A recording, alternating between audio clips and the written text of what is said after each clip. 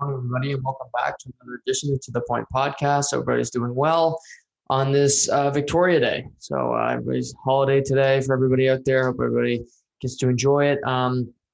Some baseball, some hockey at the World Hockey Championships this afternoon. So maybe partake in that. If the weather can stay half decent, that's always a blessing too. So enjoy the Victoria Day, as I mentioned last Monday. Of course, Victoria Day is one of my personal favorite holidays. The royal family being at the forefront of anything that I can be a part of. I love to celebrate that. So in honor of my mother, happy Victoria Day to everybody out there, because she definitely leads the Warren family when it comes to the royal family and giving their proper ass kissing to the royals. So we'll let everybody who loves them and the weddings and all that crap today, we'll let them have their day, and we'll get back to regular life tomorrow. But there's my little preamble for the day. But in all seriousness, what a weekend of sports.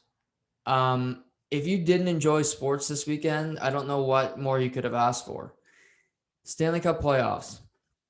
Games throughout the day, afternoon games, Saturday, Sunday, into the night. Games weren't that late, so you get to bed early. Perfect. You got the NBA playoffs started. Some upsets, some really great games. First round of the NBA playoffs is normally terrible because it's so lopsided. 8 seeds are beating 1 seed. We're seeing close games, overtimes. Fantastic action. We'll get into it. And then we had the PGA Championship, where Phil Mickelson became the oldest person ever to win a major. He won his first major in 1991. He won his 6th yesterday, 30 years later at 50. Crazy. He'll be 51 in June, and he won the PGA Championship yesterday at Kiowa Island, one of the toughest courses in the world. And Phil Mickelson went out there and won it. An incredible scene where you see fans back in buildings. We're seeing that throughout the United States. Of course, we're not going to see that in Canada because we have an incompetent government. But, what a weekend. Even baseball. Fernando Tatis Jr. yesterday. The most electric player, I think, maybe in sports right now is Fernando Tatis Jr. 3 for 3, 2 bombs, 6 RBIs, a walk yesterday. Just putting on a clinic. As baseball heads into a stupor like it never has, because guys there's a no-hitter every week, and the game's boring and there's no hits. This guy puts your ass on the seat to watch the game. There's not many players that do that in baseball. Fernando Tatis Jr. is the poster boy of fun, of entertaining, of compelling television. And he did that over the weekend. So that's just some of the stuff we're going to get into today, because there's so much. I honestly could go into a deeper podcast, but everything I'm going to try to fit in to a regular show today, all that transpired over the weekend. And I'm going to start with the Stanley Cup playoffs. And because there's 8 series, 2 are over. And we're gonna lead with that. Yesterday, the Colorado Avalanche and the Boston Bruins advanced to the second round of the postseason. And that's crazy to think, with the Toronto series only heading into Game 3 tonight. That series is already over. But that's just 2020, 2021. That's the COVID era. And you don't wait for anybody. And that includes Canada, because we're behind on everything. So if I'm the U.S., I don't give a fuck about us either.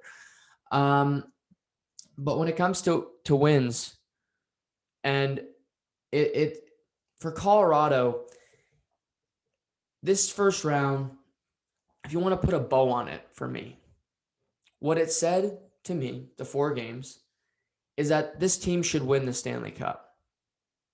Now, it's a first round, but you think about a first round opponent. They're not playing. Back in the day when it was 1 versus 8, when you had to sneak in to get to the playoffs, you weren't playing New Jersey or Toronto or the shitty Islanders teams that got in there in the last day, and you just ran roughshod over them. This isn't that. They're playing the St. Louis Blues, who 2 years ago won a Stanley Cup. And still on the Blues roster, they still have Ryan O'Reilly, pretty good player. Still have Vladimir Tarasenko. Injury, but he actually had a pretty good series. good player. So Jordan Binnington. They still have Braden Chen. They still have Robert Bertuzzo. I can go on. They have the nucleus of a Stanley Cup roster. They have Craig Berube behind the bench again. But what do? They whoop their ass. 4 straight, a sweep over a rival. Ryan O'Reilly, for game 1, comes up and says, we're going to win this series. He got punked in this series. And I love Ryan O'Reilly. Nathan McKinnon made him look foolish. Made him look like he shouldn't even be on the same ice. Nathan McKinnon, 6 goals in this series. Mikko Rantanen. I mean, this team just put on a clinic. And it's only one round, of course. And they're going to play Vegas. Because Vegas, we'll get into that, but they're going to beat Minnesota tonight. And they'll move on. And we're going to see that second round series that we've all wanted. Or at least I wanted, because I've been watching these teams for all year. Maybe TSN and Sportsnet don't even know they exist. But that's must-see TV. We're going to get it. Can't wait. But you could say, well, their goal, Philip Grubauer, can he do it? Yeah, he can do it. Sure. Look around the NHL. How many goalies do you trust? Really, think about it. Do you trust Marc-Andre Fleury? Yeah, I do. Marc-Andre Fleury's had a fantastic. Minnesota Wild can't score a goal because of Marc-Andre Fleury. Great defending, but he's a huge part of it. I can't score. So do I trust Fleury as number 1? Yes, but DeBoer likes to go to Leonard, so there's still a little bit of inkling, like if Fleury could let in 2 goals one game, you go back to Leonard. But do I trust Marc-Andre Fleury? Yes. I'm not the Pittsburgh Penguins. I'll trust in the Flower. But looking around, Vasilevsky, yeah, I trust him. I think Tampa will beat Florida, likely wrap it up tonight. Trust him. Pittsburgh, Tristan Jarry, hell no. Why should I trust him? No, I don't. Grubauer, Jarry, I'll take Grubauer 7 days a week. In that same series, Sorokin, no. He's played 2 playoff games. He's won them both, to his credit. But do I trust Ilya Sorokin in a playoff series? No, I trust Grubauer more than I trust Ilya Sorokin. Varlamov, same thing. And we get to Canada, Jack Campbell. Why would I trust Jack Campbell in the playoffs? He could just tweak a knee and then he's out for 6 weeks. The guy's an ace bandage. Yeah, he's great when he's in the net, but is he going to be in the net? Freddie Anderson. Leafs fans don't trust him, so why should I trust him? I'll use that logic today. Carey Price, yeah, but I don't think they'll be there. Connor Hellebuyck, I do. But again, I just went through teams that I think will advance to the second round. Colorado will have to beat Vegas. That's going to be their biggest test of this postseason. I think Vegas, whoever wins that series is going to play Tampa in the Stanley Cup final, in my opinion. And that's going to be a great series. But those 2 teams have to beat each other to get there. That's a battle. That's going to be a war. I think that's going 7. And who knows what you have left. Maybe Colorado comes out and they're dinged. And like last year, they just don't have the players available. And then a Toronto or a Winnipeg can swoop in and beat a wounded animal. And they sneak into the finals when they don't really deserve to. That's just the breaks. But looking at their team, Nathan McRantanen, Comfer, even like Alex Newhook contributing, Ryan Graves, you see our Maritimers contributing. This team, top to bottom, is just loaded. And they're so fun to watch. I've been saying all year on they're the funnest team to watch in the NHL, and I'm not going to back off of that. You watch that first round, they're entertaining. And that's what it told me in round 1, that they should be in the Stanley Cup final. Can Vegas beat them? Yeah, of course. But I think Colorado's better. And I think Colorado they should have won the cup. They could have won the cup. They should have been at least in the Stanley Cup final last year, but their goalies were hurt, and they had Michael Hutchinson in net, and that fucked them. This year, they got Grubauer, they got Dubnyk. You got to hope Grubauer can stay healthy because they won't beat Vegas with Dubnyk. But again, I'm not going to say, Colorado will lose because Grubauer is going to get hurt in game 3 that I can't predict. That's stupid analysis. just looking at the body of work, the whole season, and what I've seen to this point, Colorado should win Stanley Cup above Tampa even. I think those two teams are the best. I put Vegas above Tampa, but again, only one of Colorado or Vegas can get through. And for St. Louis, the two teams, I said Colorado and Boston advanced. This is a really interesting offseason for these two teams that lost. We got St. Louis and we got Washington. Now, in St. Louis, they do have guys on contract, on term. You got Shen, you still got O'Reilly, you still got Tarasenko, which I'm sure they'd like to get rid of that contract. But, is Jordan Binnington the answer long-term? They just signed him to a 6-year extension. He was okay. He wasn't great in these playoffs, but again, he was playing a team that was just better than them. But where does this team go? They're getting older. They're similar to Washington in that they're an older group. You need to see some guys push through. Can Kyrou find another level? Can Robert Thomas? If Robert Thomas can stay healthy, I think the sky's the limit. I think this guy can be a 60, 70-point player.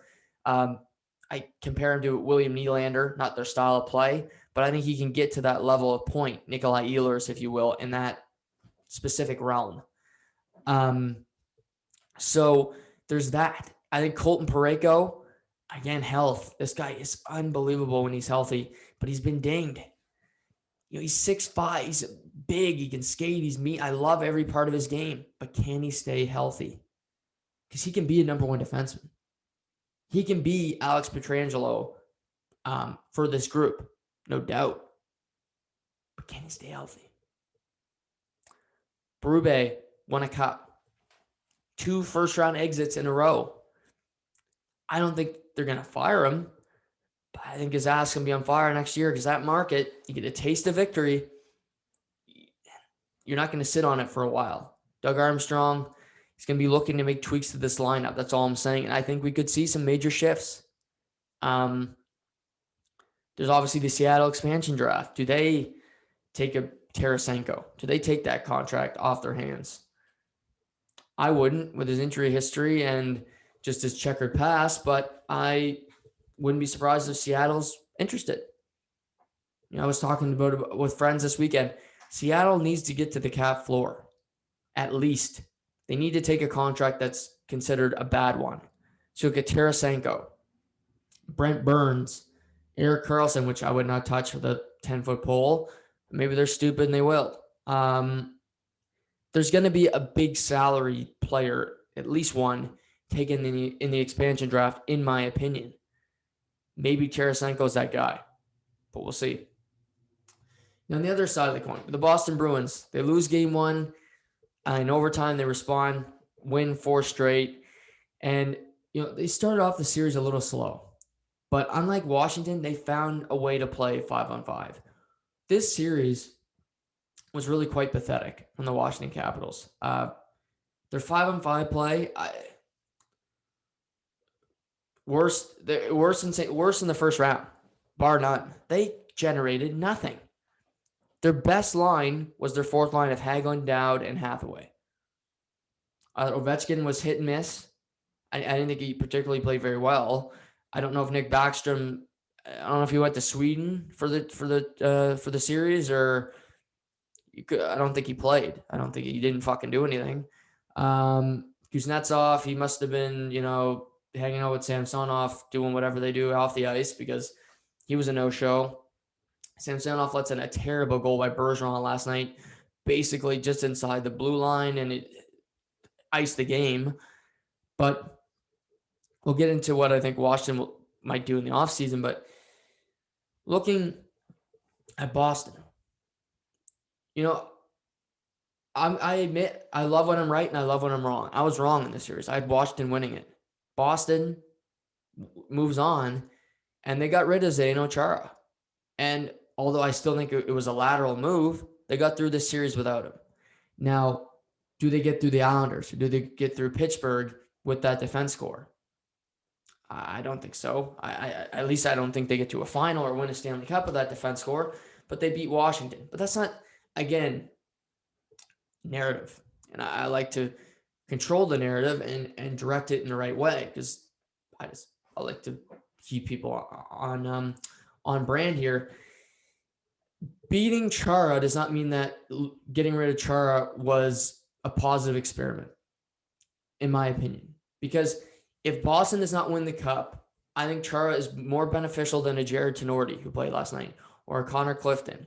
And if they go win a cup without him, then yeah, they're right. Good move by Cam Neely and Don Sweeney and everybody else. If you lose in the second round, I think Chara would have been more valuable. He's 44, yeah, but he's still an effective piece. And maybe that was his last game last night. Very well could be. I don't know if Washington will want to take him back. Their roster's old enough already, so I can't see that happening again. Boston already gave up on him, so I can't see him going back there. So it leaves a hole in the lineup for sure. But I mean, Boston winning the series last night, the perfection line, 3 goals. Bergeron had 2, Pasternak. Pasternak had a slow start to the series, but if you saw his first goal last night, that unreal. He's a guy that I think he gets some limelight, not enough. You get a guy like Mitch Marner who gets promoted out the yin-yang because he plays for the Toronto Maple Leafs, because he's from Toronto, and because he's, little Mitch Marner. David Pasternak is a better player, and he's better for the game. If you ask me, he's got a personality. He's fun, and the guy's unbelievable. He's a star. I think he's already won a Rocket Richard. He'll win another one in the next couple of years, maybe if not more. And who knows? I think he could push for an Art Ross by the time his career's over, because this guy he's not just a goal scorer. He gets a ton of assists too. That's something that he's not talked about. But, the perfection line comes to play. Marchand had a great series. The top line did. We saw Taylor Hall contribute. Tuukka Rask made 40 out of 41 saves last night. It's hard to win. And again, Washington, Ovechkin is not signed, so they still have to work through that. They have an aging team. They have questions in net. Samsonov, Vanacek. Do they have a number one goalie? Do they have a guy that's committed in Samsonov? Where do they go there? I think the defense corps can use some work. John Carlson was god awful in this series. I don't know what the hell he was doing out there, but you got to look at their TJ Oshie's likely gone to Seattle. I think they'll pick him from this team, but this team's going to look a lot different. Peter Laviolette's going to be in his second year behind the bench. Obviously, this year it was not a success for this team, and I'll be interested to see what happens in the offseason, but I don't think it's a guarantee Ovechkin returns. Why doesn't he have a contract yet? It should be a formality, but I think term and the dollar all come down to it. He's been underpaid for years, just like Sidney Crosby. So at 36, I'm sure he wants a little bit more of a payday at this point of his career, when he's still putting up really good numbers and he's still one of the top goal scorers in the league. So if there's a standstill there, does he move on? Does he go back to Russia? I think everything's still on the table for Alex heading into this offseason, but that'll be an interesting storyline to watch as well. So Colorado, Boston advance. They'll be have a little break here. For Colorado, they may know their opponent tonight. Vegas playing Minnesota. For Boston, Islanders, Pittsburgh, Game 5 tonight, so they know they're at least 2 more games of that series, but don't be surprised to see that one go the distance. Then there's the Battle of the Beach, Tampa, Florida. And this series has been crazy, and crazy in the best ways. Come in, you say, Nikita Kucherov hasn't played a game since September when they won the Cup. Game 6. And you haven't played a game, and it's May. Since September, he hasn't played a hockey game. And, people are kind of in the media, well, they're manipulating the cap. Okay. No, they're not, because he wasn't activated. And it's called strategy. It's called getting an edge on your opponent. And that's what Tampa was doing. They have they can do it. The league looked into it. They weren't violating any rules. So shut up. Just try to win the game. Be better than just whine about, you being incompetent. But you have a player. I don't care if you got a Hart Trophy. You haven't played a game in 8 months. And the guy's got 9 points in 4 games. Nikita Kucherov Saturday just put in a clinic. 4 points. His on the power play has been so dynamic. The point Palat Kucherov line has just decimated the Florida Panthers. And Saturday afternoon, it was really an ugly affair. Sergei Bobrovsky lets in 5 goals on 13 shots. Alex Killorn, a third-line depth player for Tampa for the longest time, had a 4-point night. It was just bad. And then at the end of the game, Kucherov gets a bad slash from Anthony Duclair. He goes down, and then a line brawl ensues, where we see punches being thrown, guys getting into it. And this is what this series has been all about. A little bit dirty, a little chippy, and just pure hatred. And I think for Florida, it's just a frustration because in game 1, they should have won that game. But Sam Bennett's stupid penalties and their lack of character threw that game away. First period and a half of the Florida-Tampa game, Florida dominated it. But Vasilevsky made some timely saves, and Tampa just scored. They get a power play, they score on it, and goalie Bob was not solid.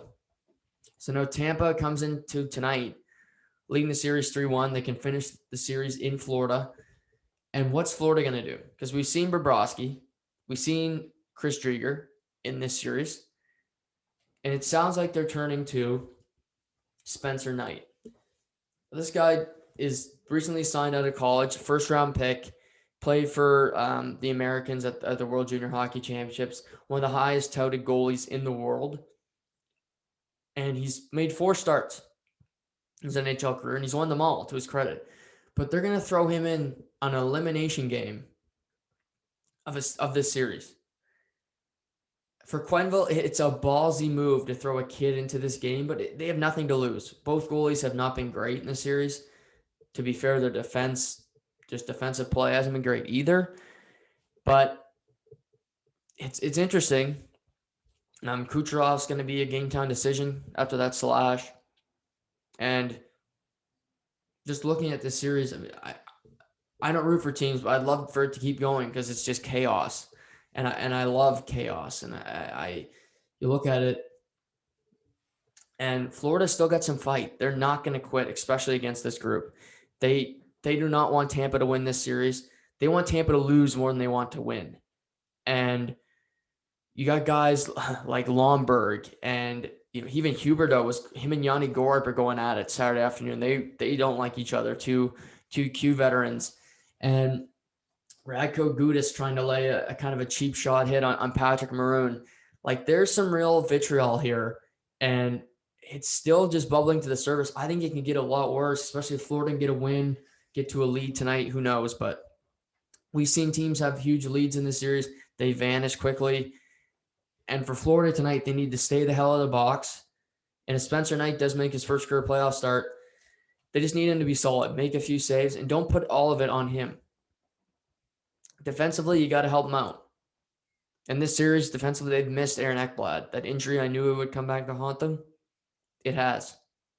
Because he's such a presence. He plays big minutes. This year, he's looked like the first overall pick that they drafted, and he's been phenomenal.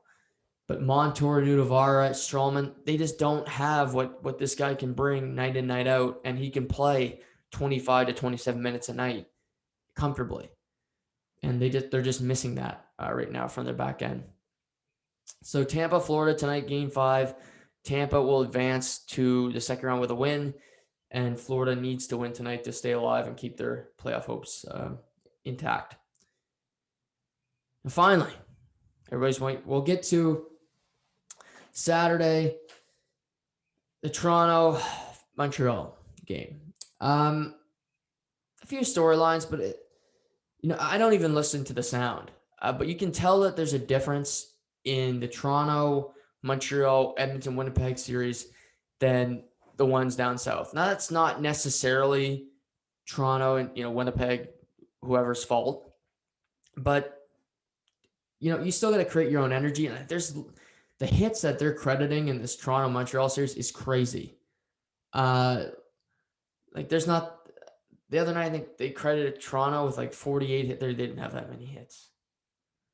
Maybe when Mitch Marner skates by a guy, they credit that because the wind hits him. I don't know how they rule that, but there was not that many hits in the game. But nevertheless, Saturday night, I'm sure we see Nick Foligno. He's playing center. Riley Nash draws out. Alex, Daryl Sittler, Galchenyuk is back into the lineup. Pierre Engvall's back. And it was a great response from the Toronto Maple Leafs after game one. Obviously, they see John Tavares go down with an injury. That rattled the teams. You saw Nick Foligno be a hero, try to fight Corey Perry, which I still disagree with, but nevertheless, actually makes me kind of happy that Nick Foligno's been a no-show through the first two games of this series. But Saturday night was Toronto asserting their dominance over the Montreal Canadiens. It's been known all season. Just look at the standings. The Toronto Maple Leafs are a better team than the Montreal Canadiens. Does that mean Toronto's going to win the series? No. But Saturday night, they played their game. They controlled the puck. They made Montreal chase. They made Montreal take holding stick penalties because they couldn't keep up with them. And they won the game. And that's if they're going to win the series, if they're going to go deep in the playoffs, that's how they're going to win. Because do they have players that can bring it physically? Yes. However, for Matthews, for Marner, they don't like taking hits. We saw that in game one. Marner, Nylander, they both took delay game penalties because they didn't want to take a hit. And they're not going to throw big hits because that's just not their style of play. That's not their fault. That's just their makeup.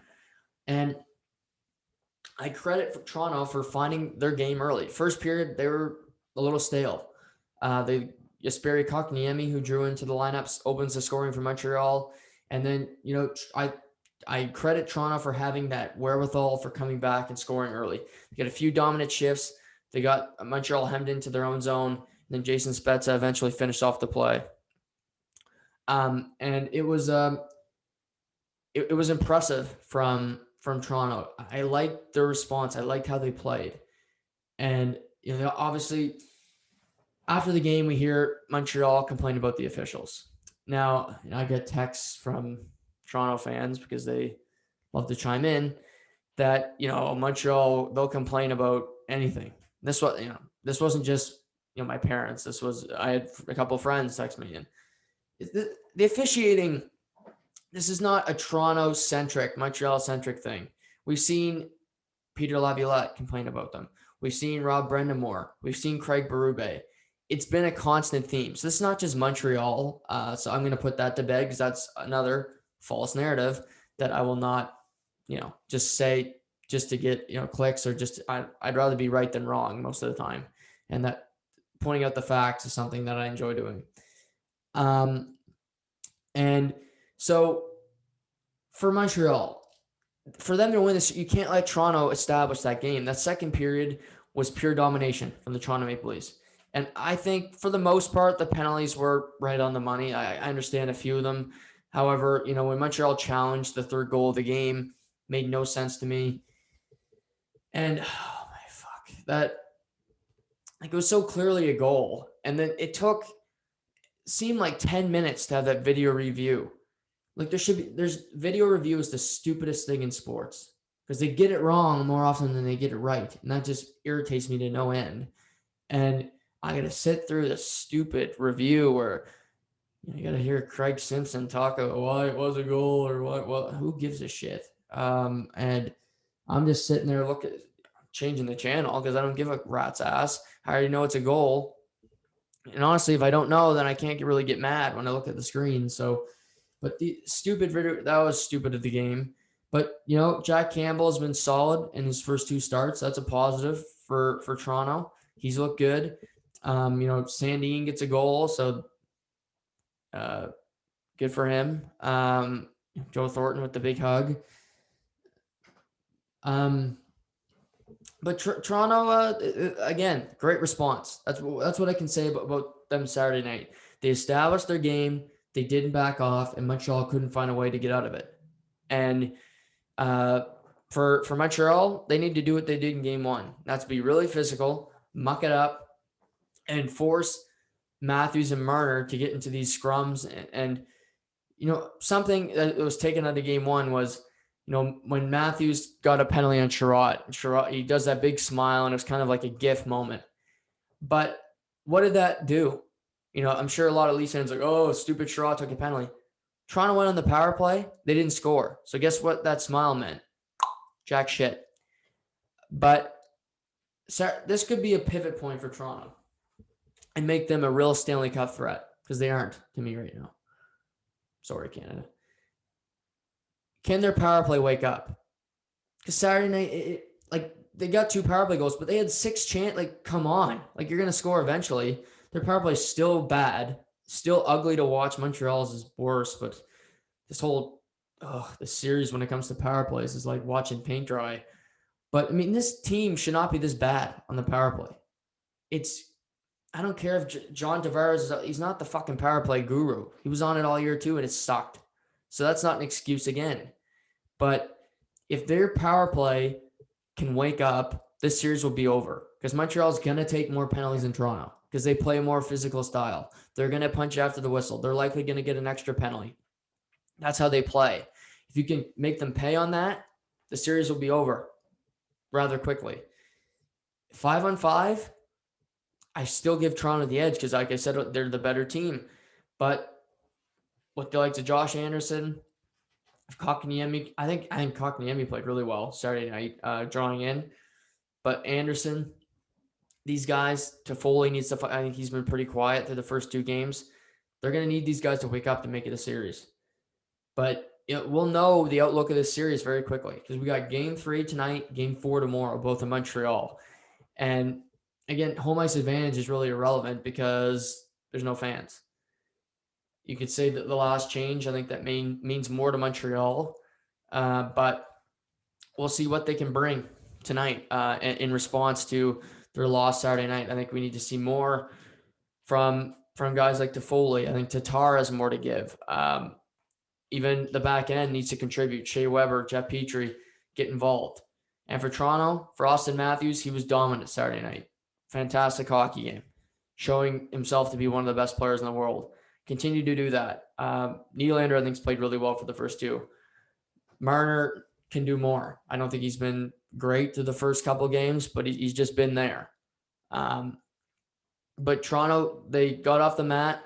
We've seen them in previous years. They lose game 1, they do win game 2.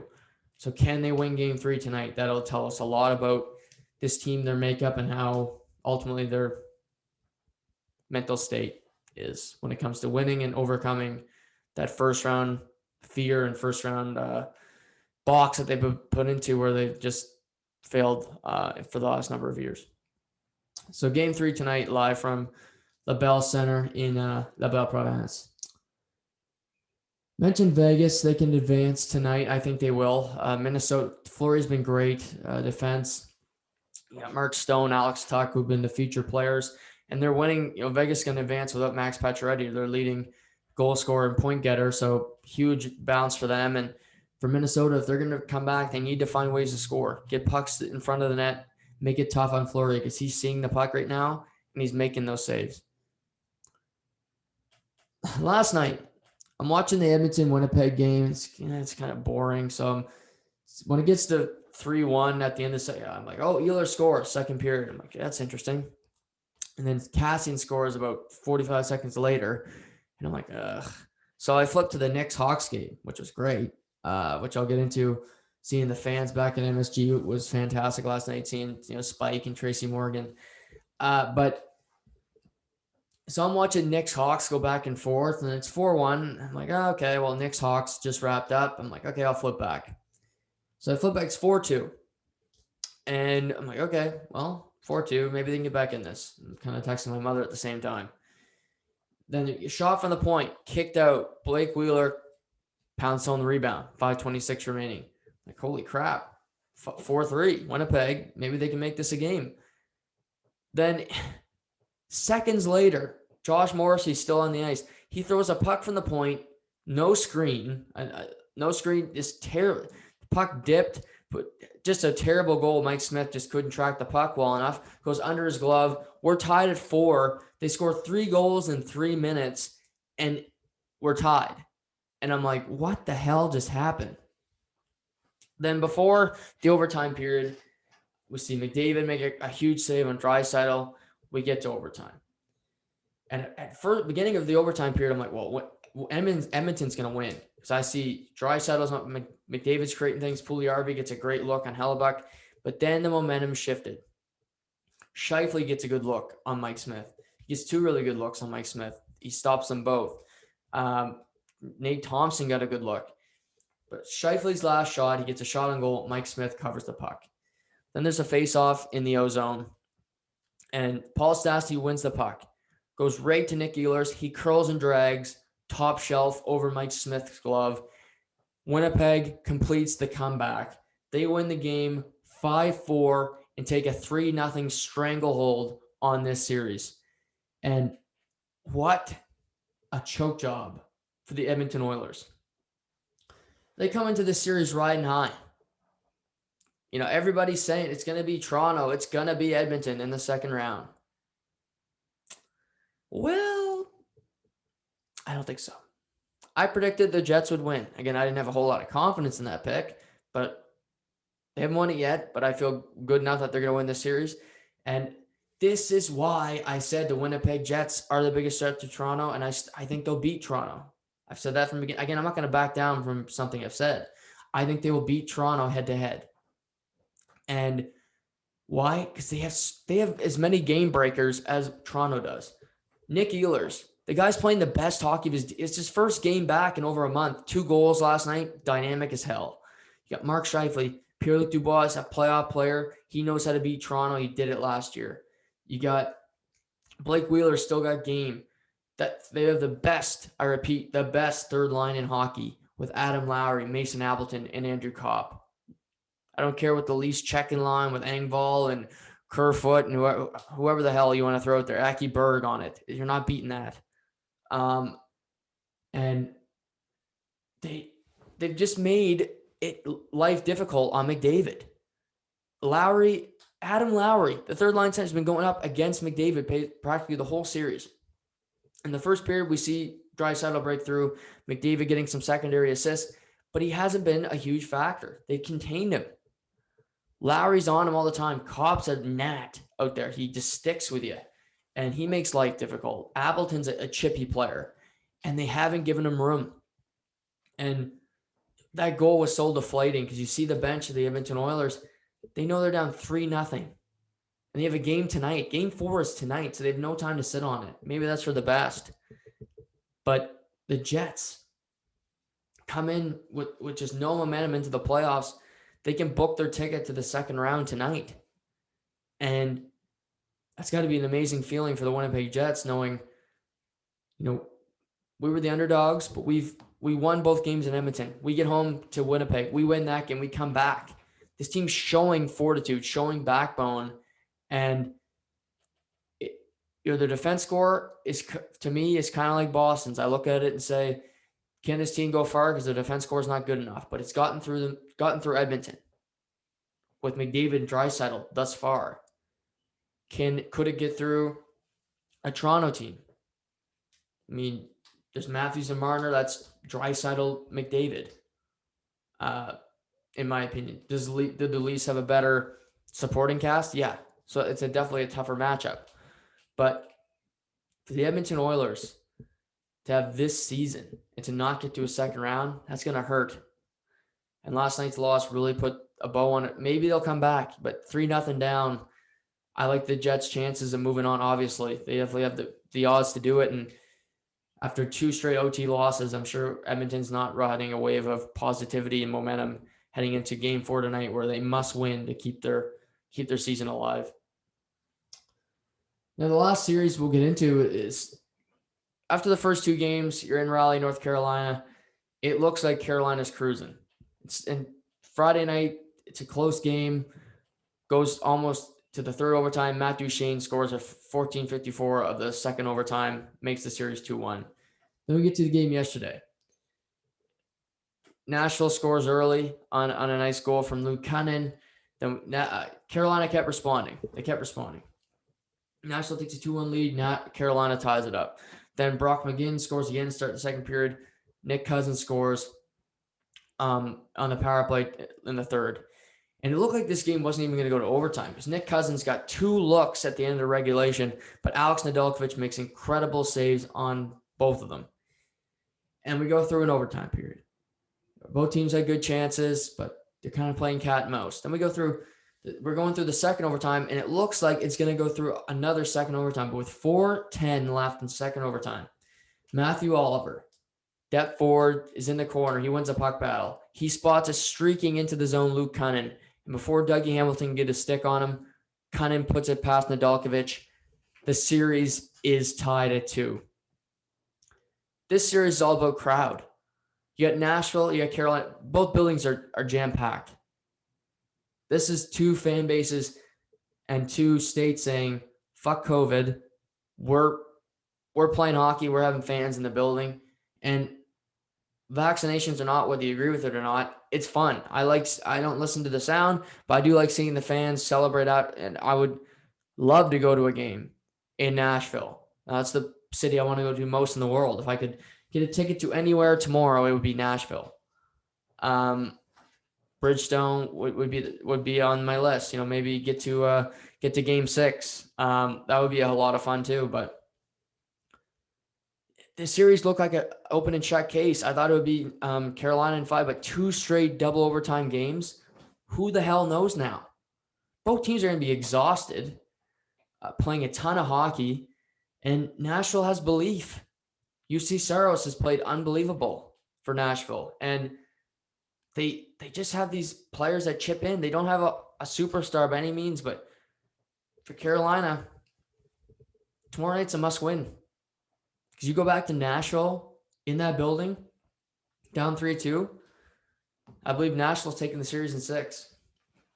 But with the way this is going, I wouldn't be surprised to see this go 7 now, because winning in Nashville is not an easy feat. For Carolina, take care of business at home tomorrow night, because you do not want to go into Nashville having a must-win game for your life. And for Carolina, one thing I can say is they're missing Jacob Slavin. He has not played since Game 1. He's their best defenseman. He's one of the best defensemen in the world. And not having him has really hurt this team. I don't know if he's going to be available for Game 5, but I'm sure they're hoping that they can speed up his recovery process, because having him in the lineup makes a huge difference, spreads out their D when it comes to minutes, and also just he brings that confidence, that maturity, that calmness that you need when you have a number 1 defenseman in the lineup. But that was the weekend. I mean, also, there was Game 3s and 4s in there mixed in. The Friday night games. Obviously, Edmonton, Winnipeg going overtime that night, double overtime in Nashville. But that's where we're at. We could see Winnipeg advance tonight. We could see Tampa advance tonight. We could see Vegas advance tonight. So 5 series could be over tonight, hypothetically. And I think Vegas will advance tonight. So I'm going to say that's 3. Tampa, Florida may take 1 more. I think Florida may battle back. They may win tonight. And I don't think Edmonton will get swept. I think they'll win tonight in Winnipeg. I still think Winnipeg will win the series, but I do think Edmonton will find a way to at least get 1 and maybe take the gentleman's sweep back at home later in the week. So that's what. And then you got Toronto, Montreal tonight. You got Pittsburgh Islanders. So it's a jam-packed hockey night again. 5 games tonight. 8:00 starts. There's a 9, 10:45, and 11:30. So be prepared to get on the couch again, because it's going to be a fun night. Pivoting to golf, and I mentioned off the top, the PGA Championship, playing at Kiowa Island, one of the toughest courses in the world, and we saw that because Justin Thomas, Dustin Johnson missed the cut. 2 of the top players in the world don't make the weekend, and it tells you everything you need to know about this course. I mean, Dustin Johnson, to start the season, has missed the cut at both the Masters and the PGA. After his summer last year, he's fallen off the map, and he's really regressed. I don't know if it's an injury or just poor play, because he does not look like himself right now. So he's He's out of it. And then we get to Rory Mcilroy, not really in it. He just makes the cut. Bryson DeChambeau flirted around 2 under, but he was never really that close. And we see a bunch of guys at the top of the leaderboard that weren't necessarily brand names. At the end of Friday, leading the tournament, Phil Mickelson. Phil Mickelson, 50 years old. Behind him, Louis Oosthuizen, who's in his mid-40s. He's won one major in his career at the 2010 Open Championship. Then you had the likes of Brandon Grace and Christian Bezenhut and some other names that you don't really think of, like Paul Casey and Shane Lowry. Even Ricky Fowler was flirting at the top of the leaderboard, which was a rare sighting. So I told you everything you need to know. Saturday, we see a mixed day, some good shots. Phil really played well at the front nine. Then on 13, 14, he goes bogey, double bogey, and he finishes the day 7 under, 1 stroke up on both Brooks Koepka and Louis Oosthuizen. So what does the PGA have for Sunday at a major? Phil Mickelson and Brooks Koepka as their final group. Could you have scripted it any better? No. And to put it into context of how difficult this course was, Phil Mickelson wins this tournament. He shot 1 over for the day. You think you win a major shooting 1 over on a Sunday is just crazy, but this is how difficult this course was. Brooks Koepka shot 2 over. Oosthuizen shot 1 over. And then you go, Brooks and Louis both tied for second at 4 under. And you had a big tie for third with Paul Casey, Harry Higgs, Shane Lowry, all at 2 under. You had Harry, Paul, they both shot 2 under for the day. And you got Will Zalatoris, John Rahm, Colin Morikawa, Ricky Fowler, Tony Finau all at 1 under. But that's the scores. They just couldn't get birdies at this course. And it played tough, and it looked difficult for these players because they couldn't figure it out. And the wind was howling. We saw guys put it in the water, which made life really difficult. And for a course to be known for, if you drive the ball really well, you're going to win this course. For Phil Mickelson, at 50 years old, to win is incredible. On the par 5 16th, he drove the ball 366 yards. That was the longest drive on that hole of the day, beating DeChambeau by 4 yards. He beat DeChambeau. He outdrove DeChambeau for the day. He went from the bunker, hold it on 5, from the bunker right to the hole for birdie. This was just a storybook ending. This wasn't Tiger at the Masters, but it was damn close. And I just think it's special. He's the oldest person to ever win a major, 50 years old, and he's 6th major. The only thing that would have made this better was if it was at the U.S. Open. It's the only major he's never won. He could join that exclusive group of fantastic players that have won every major. But even still, to get a major victory at 50, where he's known for missing the cut, for not being in it, to overcome all that and to beat, again, this field of great players, of the best in the world, to beat Brooks Koepka on a Sunday, to play better than Brooks on a Sunday when he's breathing down your neck, tells you everything you know about Phil. He never gave up about himself, and just incredible what transpired at the PGA Championship. But I love watching the course because people would say, well, this wasn't interesting, but I don't like to see a birdie fest where the winner's 24 under. I like to see a difficult course and see how guys can manage it. How you have to kind of play it like chess, where maybe you don't drive the ball as far and you make sure you get on the green so you don't bogey the hole. And instead of going for it, and then you maybe bogey, double bogey. We saw Koepka double bogey twice yesterday. That kind of cost him. He loses the tournament by 2 strokes. Maybe if he doesn't go for broke, we go to a playoff and then we see what happens. But for Koepka, he was looking for his 5th major. Phil gets his 6th, and he's now 12th in PGA history for majors. But this one is going to be remembered forever because he's 50 years old. He beats a crowded field. He's at one of the toughest golf courses in the world.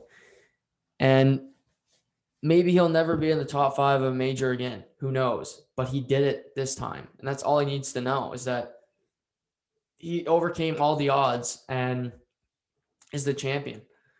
So credit to Phil Mickelson, because the odds were stacked against this guy and he overcame them and eventually became the champion. So congrats to Phil and on a spectacular weekend.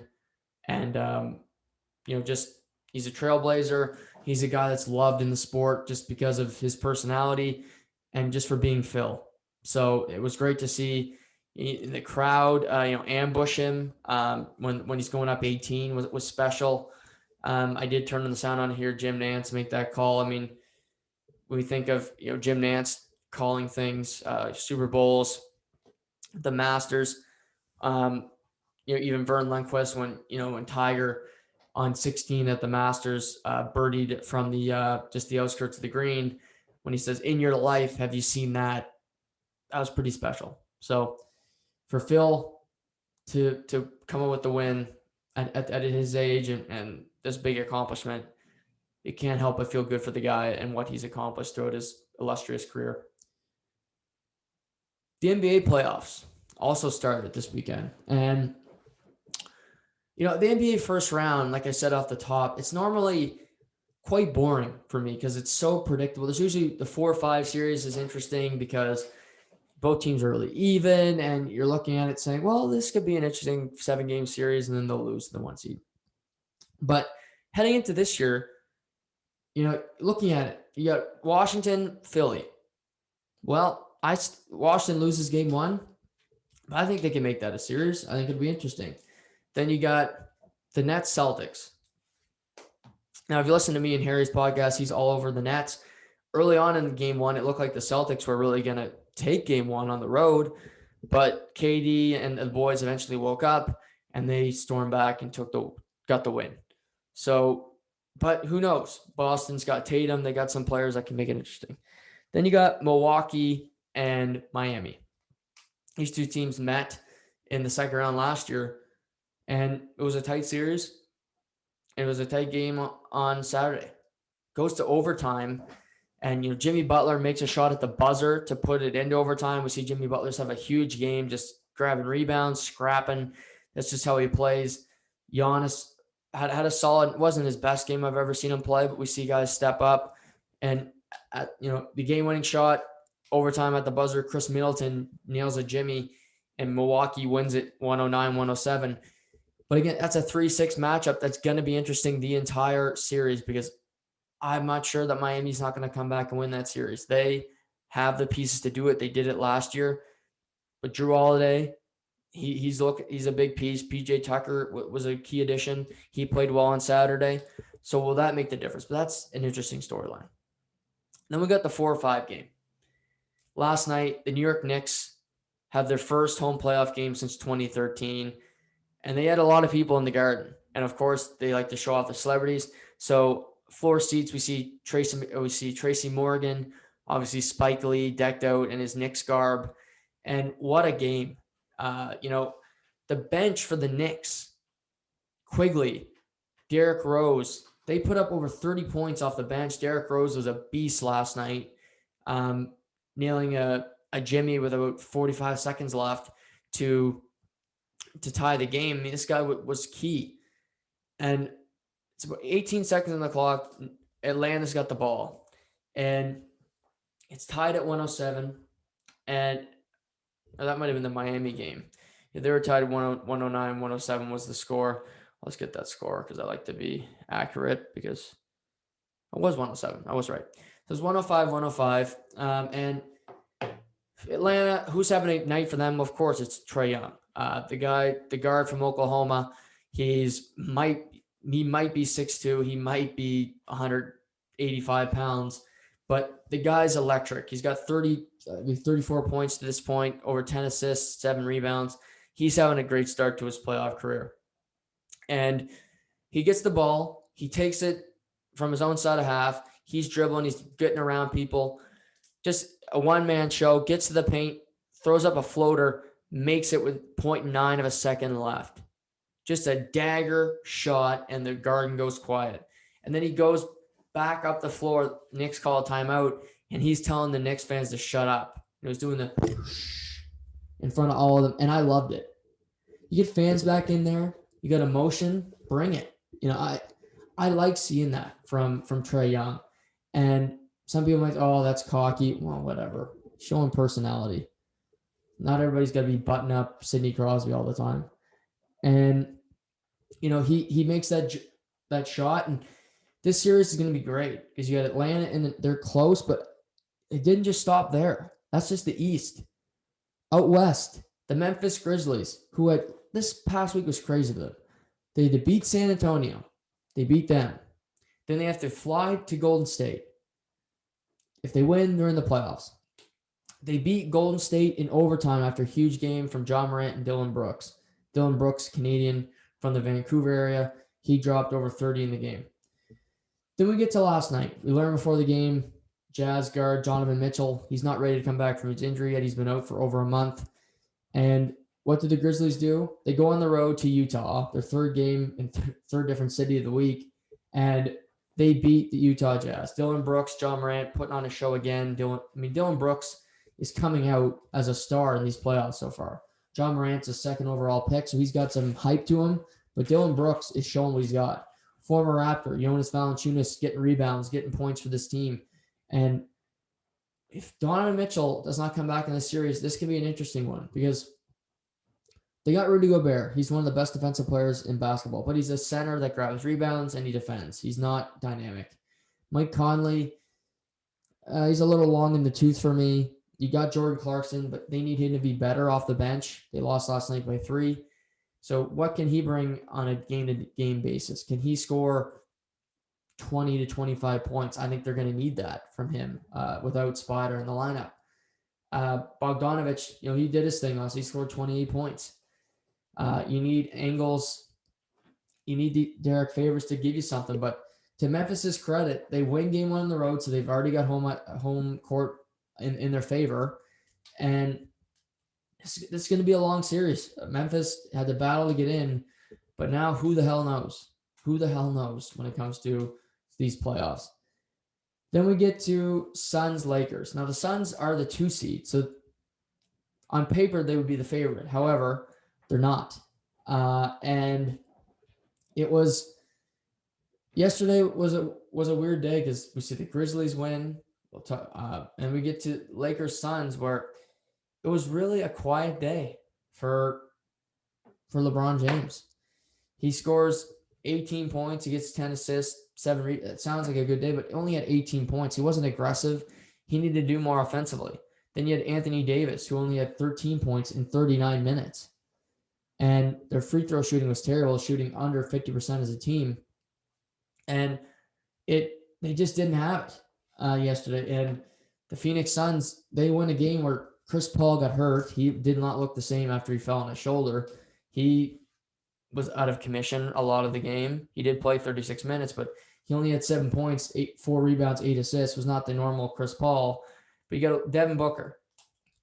He had 34 points. He was a monster. He played 45 of the 48 minutes, and he's going to have to play a ton of minutes in this series because he's a mismatch, and he can score at will. He outscored LeBron, Anthony Davis combined. And you also got to look at this guy's the X factor in the series for me because he's going to have to guard them the whole series. But DeAndre Ayton, who's former first overall pick, he's a really good player, but he gets 21 points, 16 boards. If he can out-rebound Davis, if he can out-rebound Andre Drummond, he out-rebounded them together yesterday, then they got a series here. And I like Cam Johnson off the bench. Cameron Payne can bring a lot, but it was an off day. It was only game 1 for the Lakers. And that's the big thing here in the NBA but for the Suns, it's momentum. You can say, well, Chris Paul didn't play that well. And, our offense wasn't clicking, yet we still won the game. So they get through game 1, they get the win. And obviously LeBron and co have to regroup heading into game 2 later in the week. Then the 3-6 matchup in the West. What is the 3-6? I'm trying to think of that matchup now. Oh, Portland and Denver. So Portland's on the road. Home court in the NBA is usually just teams home court win.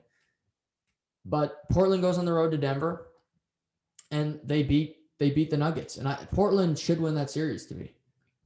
You got Dame Lillard, you got CJ McCollum, Nurkic, you got Canner, you got Carmelo Anthony, who had a hot start off the bench. You got Denver, who's got Jokic, who will likely be the MVP. They do have Aaron Gordon. They do have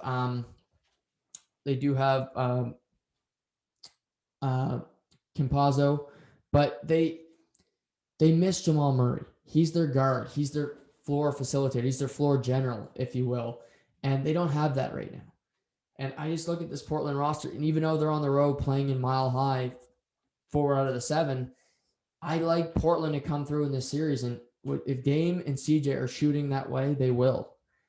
And you look at that bracket, they would have Phoenix or the Lakers. I think Portland feels better about their chances of playing the Lakers than they have previous years because they got bigs that can play with them. Past years, Nurkic has been hurt. They got Cantor that can play against these guys. They got players that can match up. Or if you play the Suns, who the hell knows?